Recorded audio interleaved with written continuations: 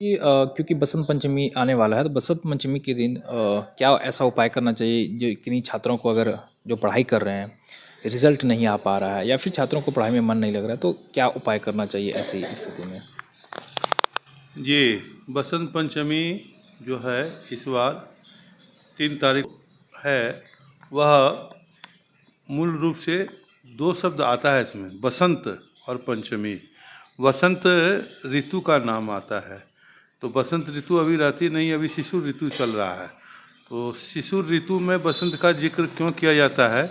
इसलिए कि बसंत पंचम्याम बसंतः प्रवृत्ति, बसंत पंचमी से बसंत की प्रवृत्ति होने लगती है, बसंत का आगमन की सूचना होने लगती है।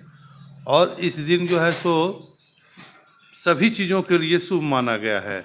जैसे विद्यारंभ है, गृहारंभ है, गृह प्रवेश है, या विवाह है, या जनेऊ है, या मुंडन है, जो जिस तरह का भी आप शुभ काम करना चाहें तो ये कर सकते हैं। बसंत पंचमी माघ शुक्ल पंचमी को ये मनाया जाता है।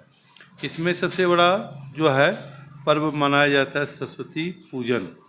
सरस्वती पूजन इसलिए कि सरस्वती की पूजा की जाती है, तो सरस्वती की पूजा विद्या के चाहने वाले विद्यार्थी, यानी सभी वर्ग के जो भी ज्ञान प्राप्त करना चाहते हैं, उनको बसंत पंचमी में पूजा करनी चाहिए।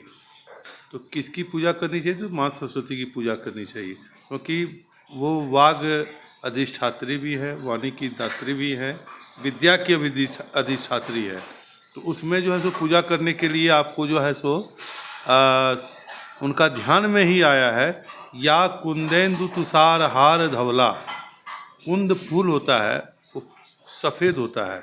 या कुंदेन्दु, या मतलब जो कुंदेन्दु, तुषार सफ़ेद, हार धवला, धवल एकदम स्वच्छ, तो वीणा दंड वर दंड वंडित करा, वीणा हाथ में धारण किए हुए, ऐसा उनका स्वरूप है।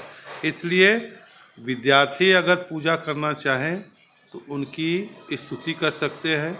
उनकी पूजा में आप सफ़ेद वस्तुओं का अर्पण कर सकते हैं, सफ़ेद फल हों, सफ़ेद मिठाई हों, या आत्मा को अर्पण कर सकते हैं और उनकी स्तुति कर सकते हैं। उनकी स्तुति में बहुत सारा स्तोत्र है, जैसे सरस्वती जो है सो सिद्ध स्तोत्र एक है, उसमें कम से कम 60-70 श्लोक आए हैं, उसका पाठ करना चाहिए।